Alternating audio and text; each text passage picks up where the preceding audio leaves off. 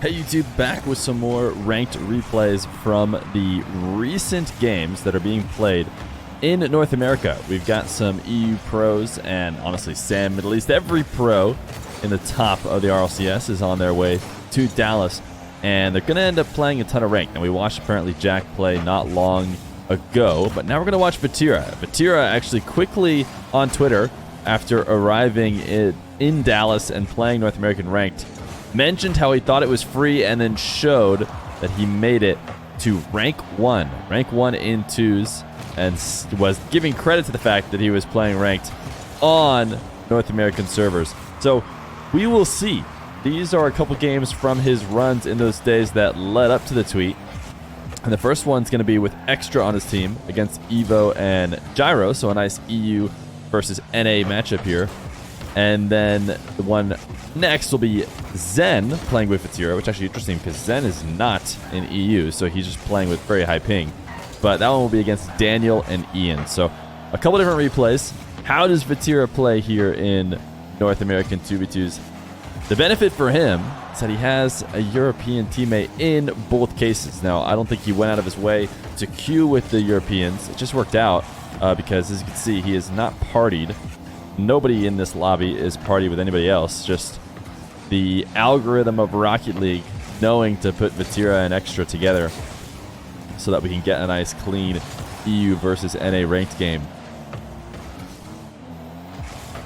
Extra and BDS, poor save.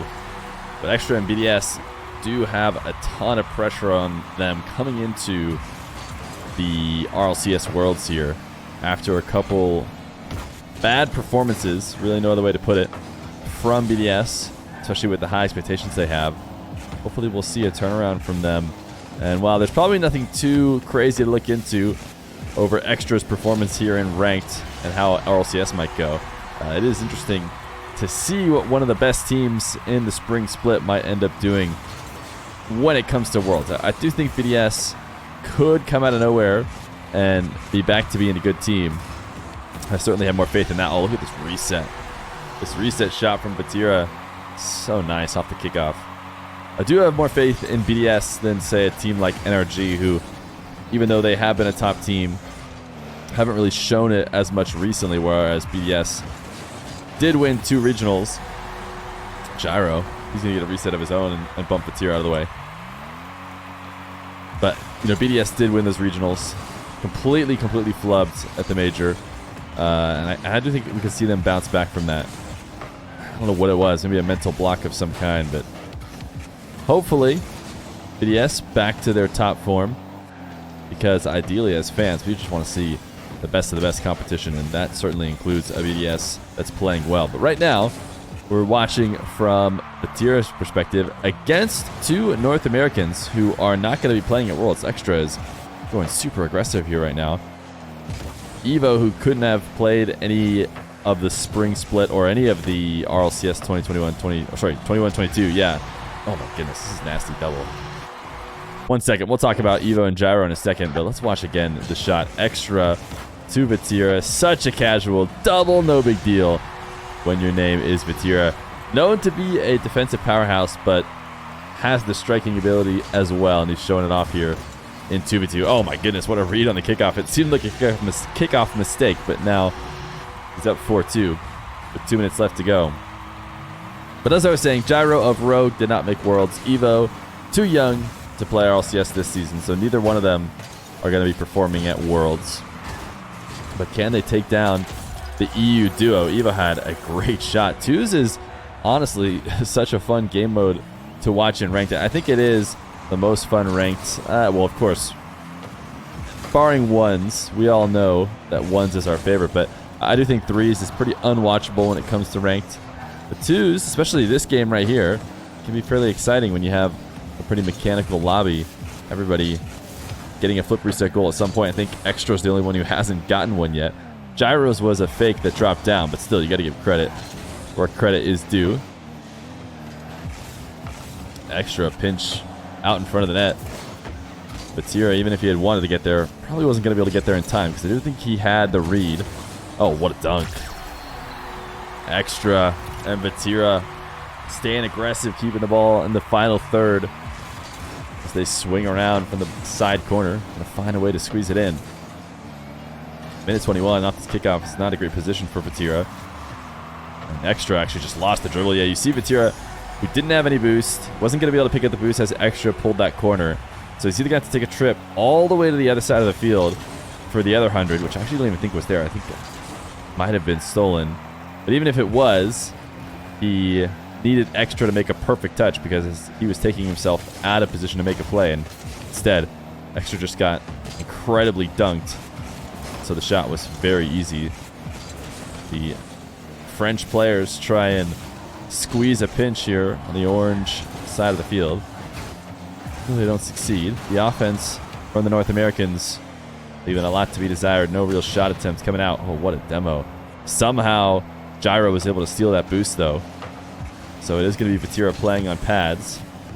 So loses control of his dribble very quickly. So look at this aggression again from the Europeans in this twos game. Vatira, he knows he's better off putting a little bit more pressure on the ball before trying to retreat, trying to pick up boost. And Extra can just lay in wait for, whatever kind of touch comes out of his challenge. And they got to keep themselves on offense. Vatira even picked up 100. But now, up one with a possession, Vatira deciding to use a bit of extra boost just to lob the ball over the challenge, even though he knew that would give possession away to the North Americans. But he's not trying to score. He's just trying to win the game, and that he does do. So Vatira grabs a few more ranked points and queues up again. And we will watch that game, which involves Vatira and Zen versus Daniel and Ian. All right, we got our second ranked game. We'll see how this one goes down against a different set of North American opponents. Ian, I am not sure his status in terms of pro play or trying to work his way into the scene. Daniel, of course, will be playing for Space Station in RLCS Worlds. Zen is queuing on really high ping, so I expect, as I check it, he has 180 ping or almost 200 ping. But I think he plays the majority of this game at around 140, which is a bit ridiculous. And so I thought when he first did it, he must be because Vatira wanted to queue with him, but they aren't partied up. According to the replay, Zen is just queuing US East, maybe because all the pros are in US East right now. And Zen, if you don't know Zen, is a up-and-coming 15-year-old player who did get banned from playing for a full year. I think we have a video on some replays from him where we talk a little bit more about that. He didn't do anything crazy. He just subbed in as a team when he was too young, so he's now going to have to wait a year before he can play. But Zen is, the next Evoh, Daniel, Vatira, and Vatira showing up. The next prodigy that I think will immediately join a high-level team as soon as he's eligible to play. And he's showing that here in this game. He's had a couple pop-off moments despite the massive ping disadvantage in this lobby. Him and Vatira are up to a quick lead. I did look at a lot of replays of Vatira's, and even though this is the only other replay we're going to watch for the video, I think I saw about 12 replays from the past 2 days from Vatira grinding up these ranked points, and only one of them did he lose. Now, I'm not going to say whether or not this was the game that he lost, because you'll find out, but it truly seemed like he could not possibly lose. And at least he's got, the ability to back up all the smack talk he's been putting out on Twitter. Zen passing this ball to Vatira, who uses the last bit of his boost. If Zen doubles this in, oh my goodness. Oh my goodness. And a forfeit. A forfeit comes out, and what can you possibly do? I mean, we all know why they just forfeited. We're going to watch this play at least a couple more times because this was just filthy by the French duo. All right, let's watch it from Zen. It's shortly off this kickoff. Zen just cheats quickly. Doesn't actually get a great touch, but Ian gives the ball to them. Zen lob to the sidewall, has 100 boost. Vatira has just the right amount of boost to get this double for the pass. And oh my gosh. What a read from Zen. What a read from Zen.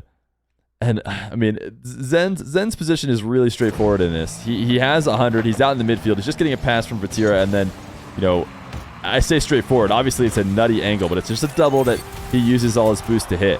What I'm really impressed with, or there's a little bit more to talk about, is actually Vatira's position on this setup.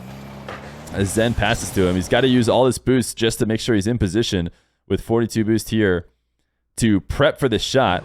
And he knows he's passing it the whole way. So he single jumps in order to chip the ball to himself and have it push upfield. Or sorry, up in the air, not upfield, because it is about to pop out towards the midfield. But he single jumps on his way to the wall so that he can get a perfect touch up the sidewall and then uses the last bit of boost that he does have. And we'll just go to his perspective real quick. To get a quick pass out to a teammate that he knows has 100. He doesn't need to be able to follow it up. He actually wants separation from the ball, unlike when we're watching ones games, and you really don't want to ever touch like this. And then Zen, what a clean finish. It's no surprise that this just ended the game.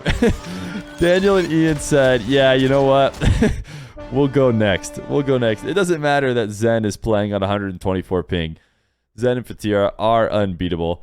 Hey, Vatira, he has been absolutely dominating North American ranked. And since then, at the time of recording this video, he's actually not ranked 1 anymore. I think First Killer took it back, or a few other people were able to surpass him. And he didn't have quite as perfect of a record because I think he did lose a little bit of MMR. But still, very, very impressive performances from Vatira. And as well as we should be really excited to eventually see Zen.